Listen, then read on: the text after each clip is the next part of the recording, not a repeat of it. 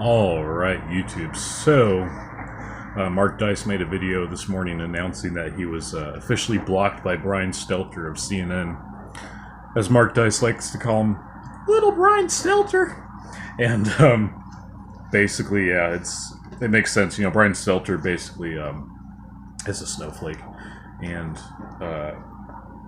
the video was a two-parter, and I think it was very well constructed because the two things kind of tie into each other. So.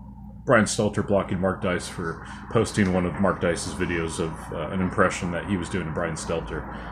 And then also the shadow banning that's been going on with these conservatives. It seems to me that Twitter has firmly announced that it's going to be, or firmly established that it's going to be essentially a safe space for all these pro-establishment types. Because the shadow banning kind of kills two birds with one stone. So essentially you're suppressing the conservative message while actively trying to protect people like Brian Stelter from getting their feelings hurt, which is just crazy. But this is where we are, folks. We're in the best timeline, and with some of the highs come some of the really lows, and Brian Stelter happens to be at the very low there. Low T, literally. I mean, the guy's got to be missing a nad the way he talks. It's kind of sad. I would be pretty unhappy if I was missing a ball, honestly. But you know what? Here's the thing, though. Here's the thing that sticks, always says. Let me explain something to you. Because this is actually kind of playing into his message. He says that Twitter is basically it's reckless at this point in terms of like how it censors people, how it shadow bans people. Basically, the other day when Mike Cernovich wanted to, he was basically talking about one of the two guys, Dan Harmon or James Gunn. He was shadow banned, and he proved this by basically videotaping himself looking up his name on Twitter. And he's a blue check guy. He wasn't even the first. He wasn't even in the search results. It was parody accounts and people by that name of Mike Cernovich, et cetera, et cetera. But this is all the more reason to go to these alternative media platforms such as Gabs, rather. Or is it Gab? Yeah, it's just Gab. Sorry. Minds, BitChute, Steemit.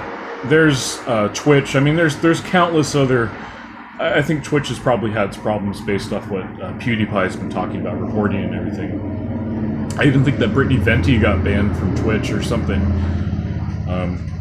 Yeah, it's all fucked up. But anyways, censorship is everywhere. But the point is that there's this is all the more reason to go to a platform like Gab, because apparently the owner, the creator of Gab, is like a Christian conservative, not like the evangelical type, but more or less like the common sense type, who doesn't really appreciate the idea of conservatives getting shadow banned for essentially being conservative. It doesn't make any sense. So look at it this way. It's a blessing in disguise, folks, because Twitter's basically taking off the gloves. They're revealing who they are. Guys like Brian Stelter, they're going to continue to have their feelings be well preserved at the expense of having people be heard on a major platform, which Twitter is, unfortunately. But this is the opportunity to go over to Gab and basically make that the new Twitter, or to basically have the two coexist, which I think is probably going to be the case. I don't think that they're going to compete against they're going to compete against each other for having different people, but I think ultimately they're still going to coexist. I don't know.